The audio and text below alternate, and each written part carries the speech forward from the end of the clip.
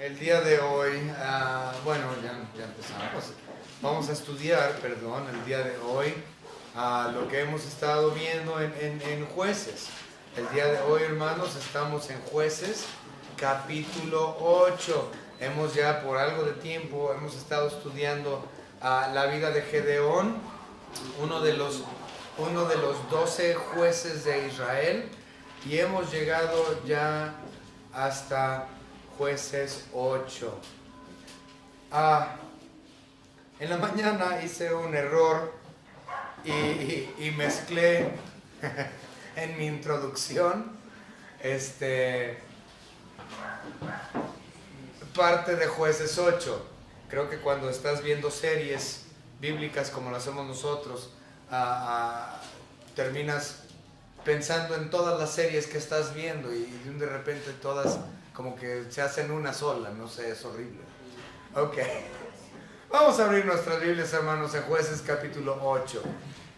Aquí en Jueces capítulo 8 nosotros tenemos la segunda batalla en contra de los madianitas. Okay. Si ustedes recuerdan, yo les había mencionado que hay dos batallas por parte de Gedeón y su ejército de 300 hombres en contra de los madianitas. Si ustedes recuerdan, había 135,000 aproximadamente, creo, ahí vienen, lo pueden sacar las cuentas, pero 135,000 soldados enemigos, y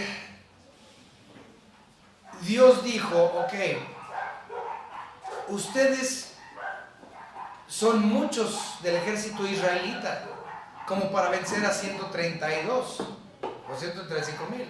Entonces, quiero que se regresen a casa la mayoría y se queden nada más 300 y yo les voy a dar la victoria. O sea, 300 personas en contra de 135,000. Resulta que en esa primera batalla, si ustedes recuerdan, ahí en el capítulo 7, Dios les dijo que agarraran un cántaro o una tesera y que tuvieran una antorcha dentro, y que cuando sonaran los cuernos, las trompetas, que iban a romper esos cántaros y iban a agarrar la antorcha, y el monte se prendió con luces, y el enemigo le dio miedo y corrió, y estuvo confundido, y en esa confusión entre ellos mismos sacaron sus espadas y comenzaron a matarse y destazarse uno al otro.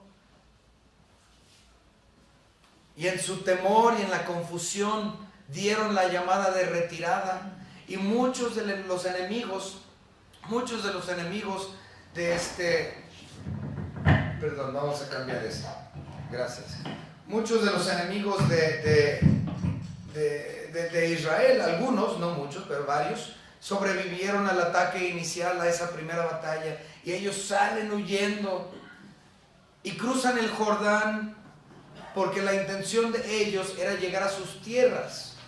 Entonces la forma más cercana de llegar a las tierras de los madianitas era cruzando el Jordán e ingresar dentro de sus fronteras para buscar refugio del ataque que venía. Cuando ellos empiezan a correr y a huir, si ustedes recuerdan, lo pueden leer en el capítulo 7,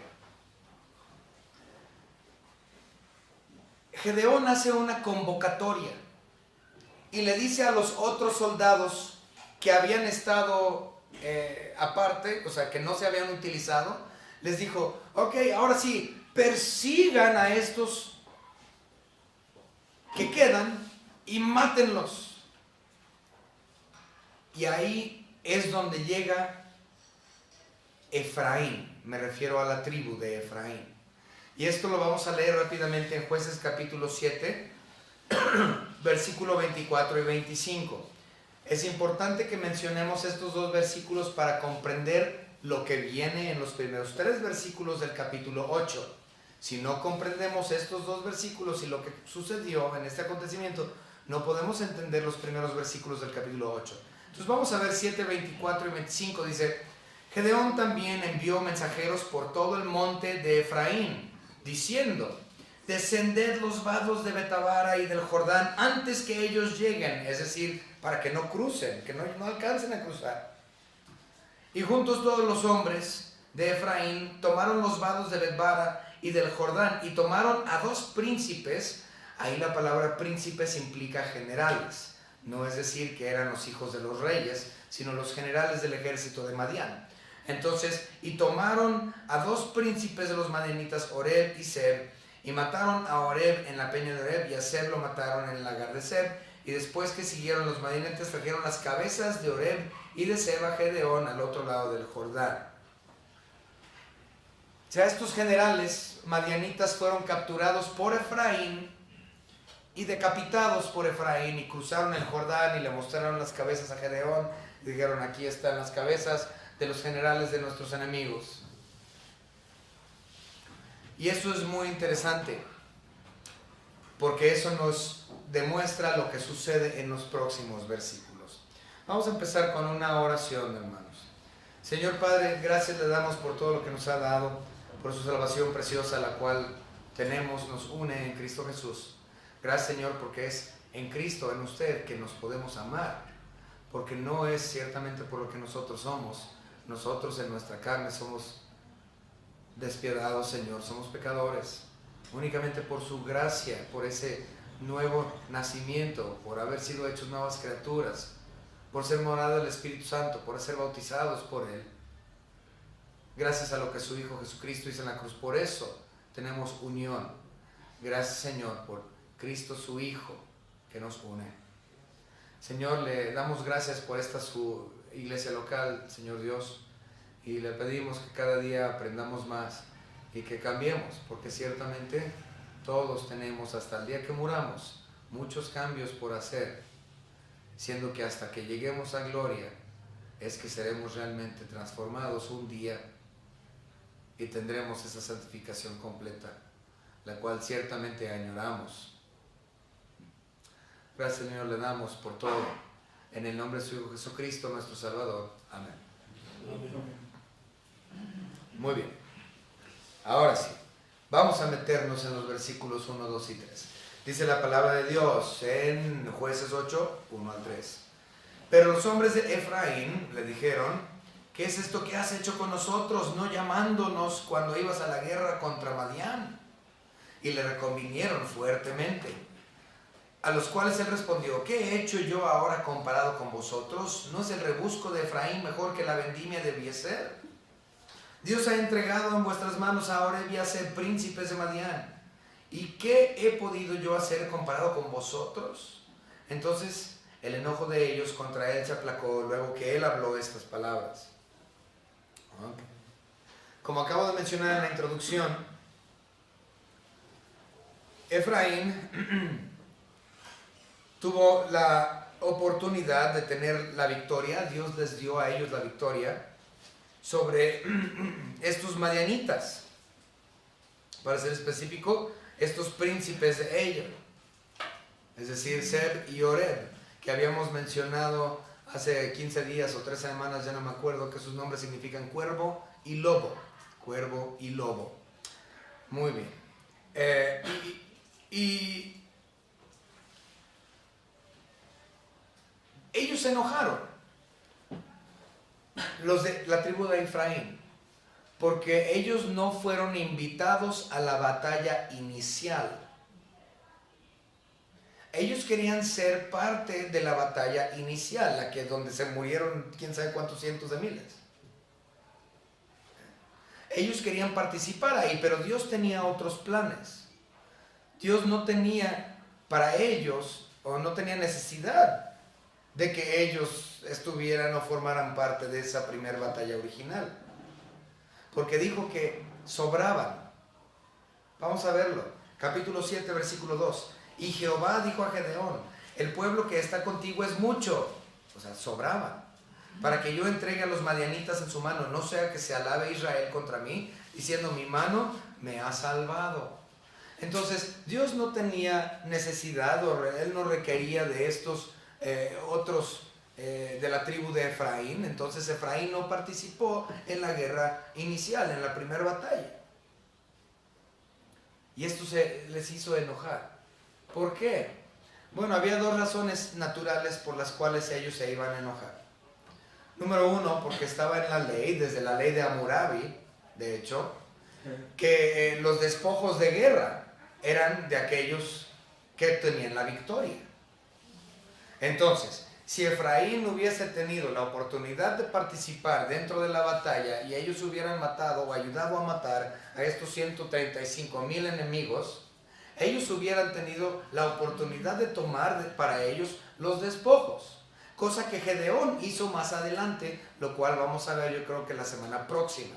Entonces Gedeón toma los despojos de guerra. En el caso de Gedeón, él toma todos la armadura que tenían los camellos, la cual era hecha de plata y de oro, algunos de ellos. Entonces todos estos ornamentos muy caros eran los despojos de guerra, y quien fuera victorioso se los llevaba. Entonces los de Efraín no tuvieron la oportunidad de tener el derecho del despojo de guerra. En segundo lugar, había un problema. Ellos querían parte del crédito. Precisamente por eso Dios les dijo, no, yo no son muchos, para que no digan que ellos se libraron por ellos mismos, sino que yo, Jehová, los he librado. Entonces, ¿qué estaba mostrando Efraín? Que estaban interesados en los despojos de guerra y que estaban interesados en ser parte de los héroes nacionales. Ellos querían el crédito, querían ser vistos como, mira lo que hizo la tribu de Benjamín. Cuando Israel estaba siendo arrasado por 135,000 y ellos tan solo eran un puñado, y Efraín salió a la batalla y los conquistó y los mató, pero ellos no tuvieron la oportunidad de decir eso, porque no fueron invitados a la fiesta. Dios no los quiso ahí porque Dios no los requería. Pero ahora ellos están furiosos, ellos están muy enojados porque no tuvieron la oportunidad de llevarse el crédito ni los despojos. Entonces, Gedeón, para calmar la ira de ellos, les dice algo muy interesante, que es lo siguiente. Ya lo leímos, el versículo 2, a los cuales él respondió, ¿qué he hecho yo ahora comparado con vosotros? ¿No es el rebusco de Efraín mejor que la vendimia de Abiezer? Y dice en el versículo 3 que con eso se calmaron. Y yo dije, a ver, espérame, pero es que yo no lo entiendo. Es más, yo ni sé ni qué es un rebusco. Sí, tuve que buscar en internet, en mis diccionarios, y aprendí que es un rebusco. El rebusco es de la uva, ¿okay? O de cualquier cosecha, pero mayormente de la uva. De la uva llegan los que van a cosechar la uva, y llegan y toda la cosechan, toda, pero no toda. Dejan poquitos uvas, poquitos racimos, porque no, lo que a ellos les interesa es producción rápida. Si ellos quieren sacar el producto, ¿no? Entonces llegan los cosechadores y agarran las parcelas y arrasan con todo el fruto, porque lo que quieren hacer es llevarla al mercado para venderla y que se vaya. Es dinero. Entre más rápido lo coseches y lo vendes, eso es sentido común. ¿Okay? Es decir, les interesa la vendimia, la gran producción. ¿Okay? Pero el rebusco es cuando el cosechador viene días después y ve cuáles son los elotitos que quedaron, y esos son los que él agarra. Cuáles son las uvas que quedaron, y esas son las que cosecha. Ese es el rebusco, lo que queda después de una cosecha enorme, masiva. El asunto es el rebusco, según la Biblia, y según, bueno, no nada más la Biblia, el rebusco es lo que hace el mejor vino. El mejor producto viene del rebusco. Veámoslo de esta manera. Una empresa, cualquier empresa, ¿va? Grande, vamos a suponer que hacen sillas, hacen bancas, yo qué sé, cualquier producto que se les ocurra. Ellos quieren vendimia, quieren sacar cantidades y cantidades y cantidades para tener ingresos grandes, pero realmente no hay calidad, porque generan nada más cantidad. Okay. El rebusco sería como un carpintero artesanal, que viene lento y produce muy poquito. No produce como las grandes empresas, produce muy poquito. Pero lo que produce, porque es artesanal, tiene más calidad, es hecho mejor, todo es mucho mejor. Entonces el rebusco siempre era de alta calidad, porque de ella sacaban los mejores productos artesanales, porque no era un asunto de gran vendimia. Entonces, recordemos que Gedeón era un agrícola, era agricultor.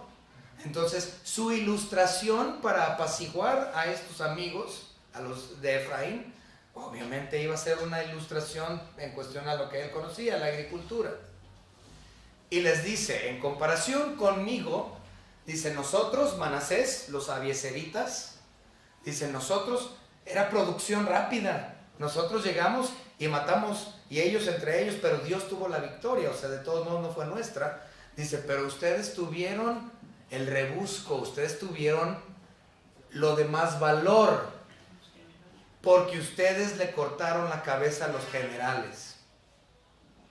Entonces lo que ustedes vinieron haciendo después de nosotros era de mucho más valor que lo que nosotros hicimos. Tuvo mayor calidad. Entonces estos amigos de Efraín dijeron, no, pues sí, ¿verdad? No, sí, claro. ¿No? Les gustó saber que la decapitación de los generales tuvo más valor que lo que ellos hicieron. Y así ellos fueron apaciguados. Okay. De eso es lo que trata esos versículos. El versículo 3. Dios ha entregado en vuestras manos a Oreb y a Seb, príncipes de Madián. ¿Y qué he podido yo hacer comparado con vosotros? Entonces el enojo de ellos contra él se aplacó, luego que él habló esta palabra. Muy bien. Versículos 4 al 6. Y con esto, con la decapitación de Oreb y Seb, se termina la primera batalla. Pero hay una segunda batalla, que básicamente es la persecución que se da hasta matarlos a todos. Entonces vamos a ver los versículos 4 al 6. 4 al 6 nos dice, y vino Gedeón al Jordán, y pasó él y los 300 hombres que traía consigo, cansados, mas todavía persiguiendo. Imagínense, ya tenían toda la noche. De hecho vamos a ver que ellos llegan en la madrugada. ¿Sí? Ellos llegan en la madrugada antes de que salga el sol y ya habían matado a todos. Pero vamos a verlo. Entonces ellos empiezan la noche aquí, ya estaban cansados, ya estaban seguían persiguiendo, cruzan el Jordán y llega, dice el versículo 5, a Sucot, y dijo a los de Sucot, yo os ruego que deis a la gente que me sigue, algunos bocados de pan, porque están cansados, y yo persigo a Seba y a Salmuna, reyes de Madián. Muy bien. De estos 135,000 soldados enemigos, después de la primera batalla, todos corren y tan solo quedan 15,000. Vamos a verlo, 8:10. 8:10 nos dice, y Seba y Salmuna estaba en Carcor, y con ellos su ejército como de 15,000 hombres, todos los que habían quedado de todo el ejército de los hijos del oriente, pues habían caído 120,000 hombres que sacaban espada. Entonces de los 135,000 murieron 120,000, y salen huyendo, dan retirada y sobreviven 15,000. Entonces aquí tenemos 15,000 y son los que vienen buscando Gedeón y los 300. Los vienen cazando, vienen detrás de ellos. Ellos cruzan el Jordán y dice Gedeón, a mí no me importa que lleguen a sus tierras, y cuando lleguen a sus tierras de todos modos allá los vamos a matar, o sea, los vamos a perseguir hasta que tengamos la victoria y los matemos. Aún dentro de sus fronteras, no importa.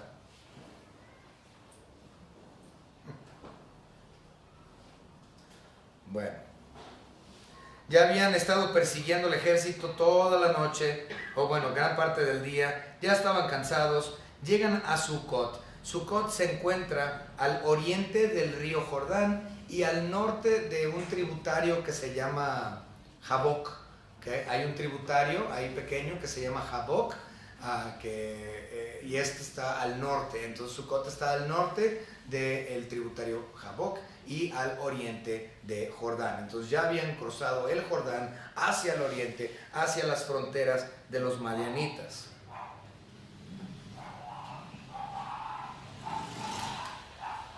Cuando ellos llegan a Sucot piden comida, piden alimento. Y los de Sucot no les dieron nada. No les ayudaron. Vamos a ver qué dicen los de Sucot. Dice versículos 5 y 6, y dijo a los de Sucot: yo os ruego que deis a la gente que me sigue algunos bocados de pan, porque están cansados, y yo persigo a Seba y a Salmuna, reyes de Madián. Y le contestan, y los principales de Sucot respondieron: ¿están ya Seba y Salmuna en tu mano para que demos pan a tu ejército? O sea, ellos están diciendo: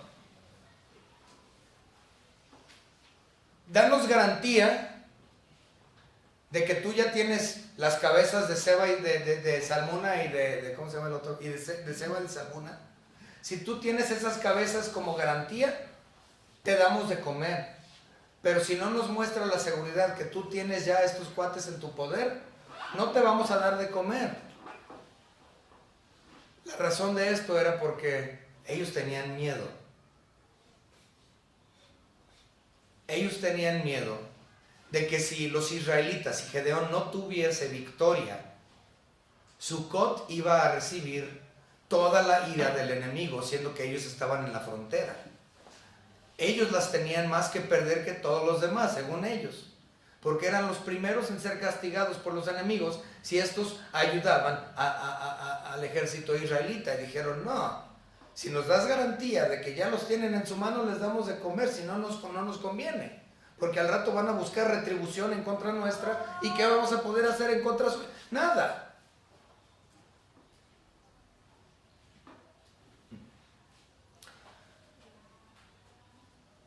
En esencia, ellos no le creyeron a Dios, porque Dios dijo que le entregaría a Gedeón en sus manos a los madianitas. Y como ellos no creyeron que era algo garantizado, implica que hicieron de Dios un mentiroso. No creyeron a Dios. Y lo que termina diciendo Gedeón aquí, el versículo 7, y Gedeón dijo: cuando Jehová haya entregado en mi mano, porque fíjense, es Jehová. Entonces él está garantizando que es Jehová quien les entregaría. Otra vez les reitera, no es por nosotros, entiendan que Jehová prometió y Jehová proveerá, y ellos van a ser entregados en nuestras manos. Y ellos dijeron: no les vamos a dar de comer a menos de que no tengan las cabezas de estos amigos. Entonces hicieron de Dios un mentiroso. Entonces dice el 7, Gedeón dijo: cuando Jehová haya entregado en mi mano a Seba y Salmuna, yo trillaré vuestra carne con espinos y abrojos del desierto. En otras palabras, los va a flagelar. Los va a flagelar con espinos. A ver, en la espalda, los varazos. Pero esa flagelación era hasta la muerte.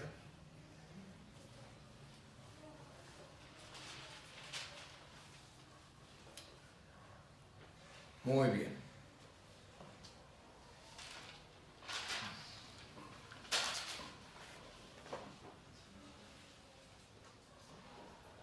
Entonces, versículo 7, es la sentencia que Gedeón proclama en contra de los de Sucot por su falta de ayuda. Ahora, ¿quieren saber qué es Sucot? Esto es interesante, muy interesante.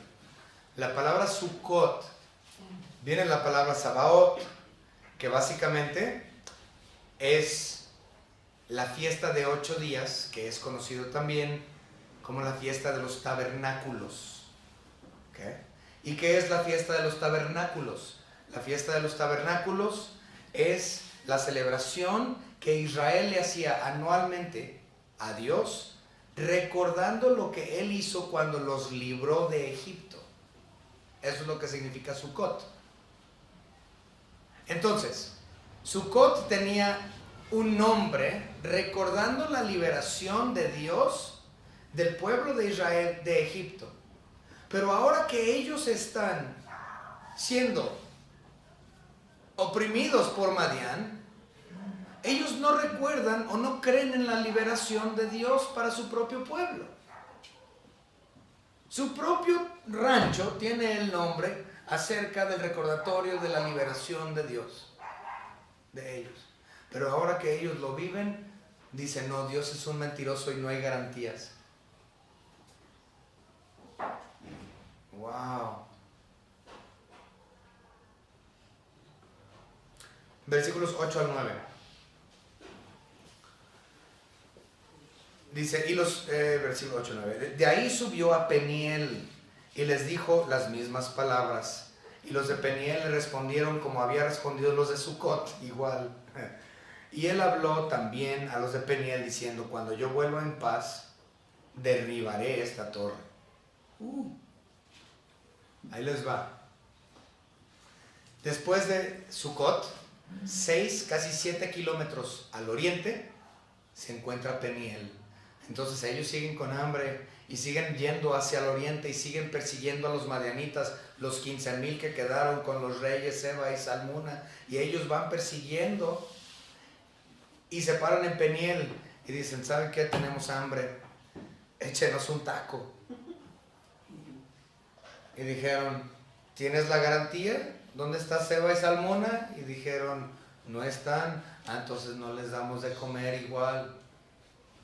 No tuvieron apoyo de su gente por segunda ocasión. Y la sentencia de ellos es la misma. Sin embargo, también le agrega la destrucción de la torre.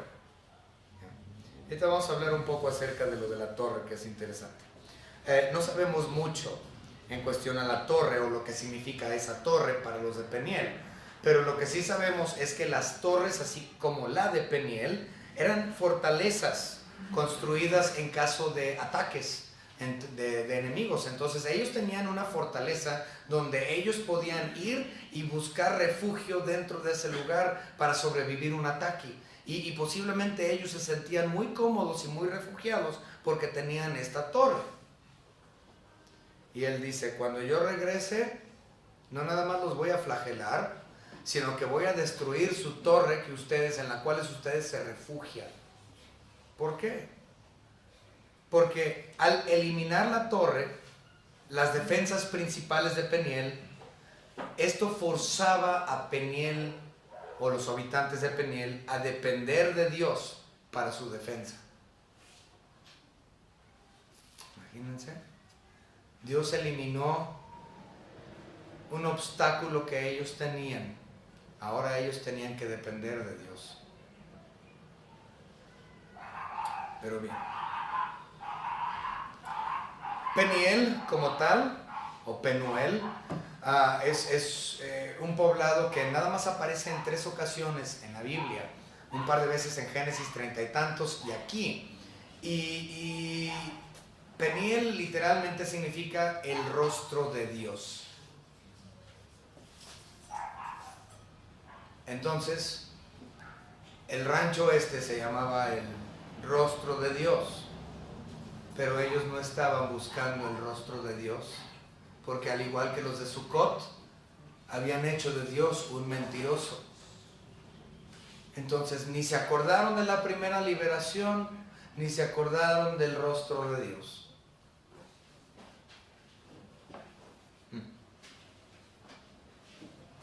Un dato curioso acerca de Sucot y Peniel, y tuve a los muchachos ahí investigándome un par de cosas hoy en la tarde, pero un dato interesante con Sucot y Peniel es que parece ser que ambos son de la tribu de Gad.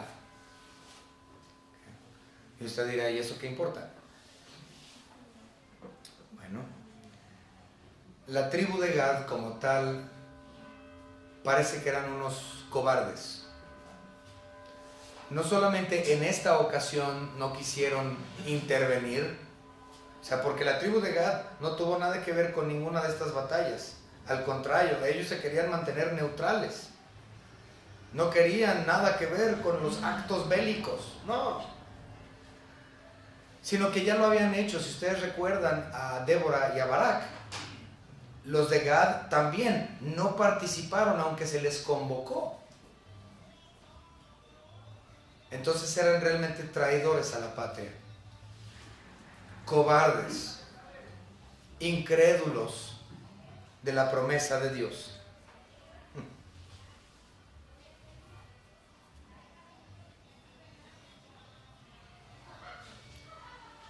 no fueron ni siquiera para alimentar a los suyos, ni siquiera para darles un taco. ¿Y saben qué? Eso mismo pasó con los moabitas y los amonitas, que eran primos de los judíos por parte de Lot. Primos de los judíos por parte de Lot, los amonitas.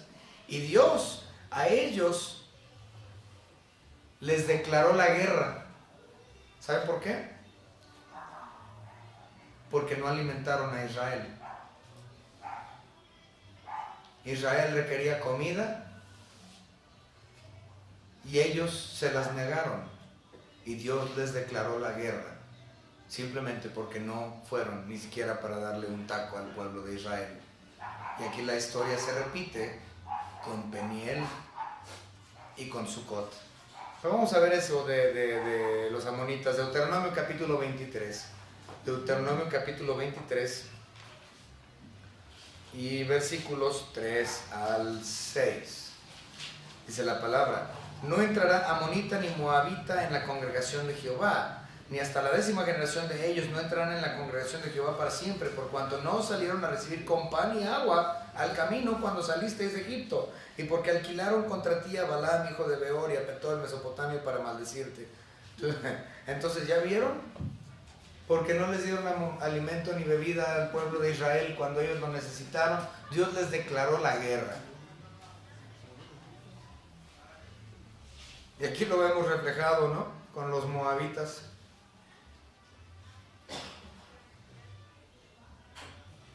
Ahora se repite otra vez la historia. Perdón, madianitas. No moabitas, madianitas, perdón. La hospitalidad es una de las cosas más sagradas dentro de la cultura del Medio Oriente hasta el día de hoy. De hecho, hoy en la mañana mencioné una película y ahorita voy a mencionar otra. Hay una película acerca del francotirador americano, Chris, no me acuerdo cómo se llama, Chris quién sabe qué. Bueno, esta película acerca del francotirador más efectivo de los Estados Unidos. Su historia es muy interesante, pero... no fue él, no es cierto, no fue él. Fue acerca de 6 marinos que estaban en Irak, en Afganistán, perdón, y tuvieron un combate y todos se murieron menos uno. Y el único que sobrevivió se metió en la casa de una persona que era árabe, de una persona islámica, musulmana, y cuando llegaron los enemigos a buscarlo, sabían que estaba ahí y él dijo: no es un enemigo suyo, es mi amigo, yo lo he invitado a mi casa, yo lo estoy hospedando. Y para los enemigos eso fue algo de que no podían ir a capturar al americano estadounidense para matarlo porque él estaba siendo hospedado por un afgano. Entonces dijeron: no, pues no podemos ingresar a la casa de un hermano islámico. Entonces la hospitalidad es sumamente importante dentro de las culturas del Medio Oriente hasta el día de hoy. Y en este caso, Dios dijo exactamente lo mismo en cuestiones a la iglesia. Dios nos dijo que fuéramos hospitalarios. La primera iglesia, la iglesia primitiva, tuvo muchas persecuciones, muchas persecuciones durante los primeros 3, 4, 5 siglos, mucha persecución. Y se refugiaban en casas de hermanos en Cristo, y los hermanos en Cristo abrían sus puertas, a pesar de que las vidas de ellos también estaban en peligro. Al recibir a estos otros, a través de los siglos los hermanos se mostraban hospitalidad. Vamos a ver algunos versículos. Romanos capítulo 12.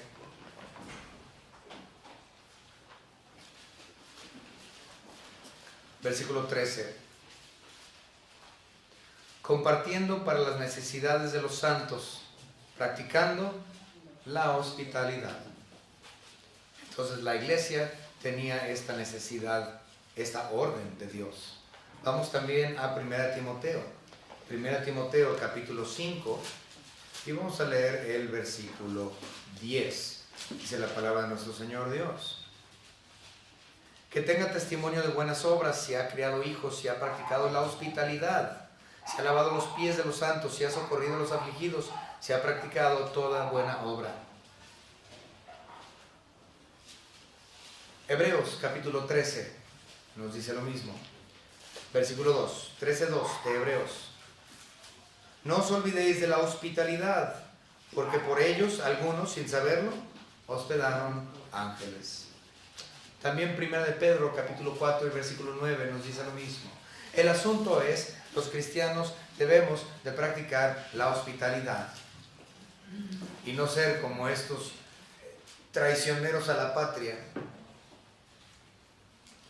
Dios le permitió a Gedeón cumplir con la sentencia que él les había dado. Antes de que amaneciera, él regresó y llevó a cabo su sentencia. Dice, vamos a leer versículos 11 y 12. Subiendo pues Gedeón por el camino de los que habitan en tiendas al oriente de Nova y de Jogbea, atacó el campamento porque el ejército no estaba en guardia. La razón por la cual no estaban en guardia es porque para este punto ellos ya estaban muy dentro de su propio territorio y ellos asumían que los hebreos no iban a llegar hasta allá para pelearlos ahí. Entonces ellos se creían seguros, bajaron la guardia y llegan los 300 y los hacen pedazos. Y huyendo Seba y Salmuna, él los siguió y prendió a los dos reyes de Madián, Seba y Salmuna, y llenó de espanto a todo el ejército. Entonces Gedeón, hijo de Joas, volvió de la batalla antes que el sol subiese. O sea que es decir que todo el día anterior y toda la noche y toda la madrugada y antes de que saliera el sol, todo ese tiempo ellos estaban asesinando enemigos. Kilómetros y kilómetros corriendo a pie. Y tomó a un joven de los hombres de Sucot y le preguntó, y él le dio por escrito los nombres de los principales y de los ancianos de Sucot, 77 varones. ¿Recuerden qué fue lo que les prometió en el 7? Y Gedeón dijo, cuando Jehová haya entregado en mi mano a Seba y Salmuna, yo trillaré vuestra carne con espinos y abrojos del desierto. Pero vamos a ver que lo llevó a cabo la sentencia. Y entrando los nombres de Sucot, dijo, he aquí Seba y Salmuna, acerca de los cuales me zaheristeis, diciendo, ¿están ya en tu mano Seba y Salmuna, para que debemos nosotros pan a tus hombres cansados? Y tomó a los ancianos de la ciudad y espinos y abrojos del desierto y castigó con ellos a los de Sucot. Asimismo derribó la torre de Peniel y mató a los de la ciudad.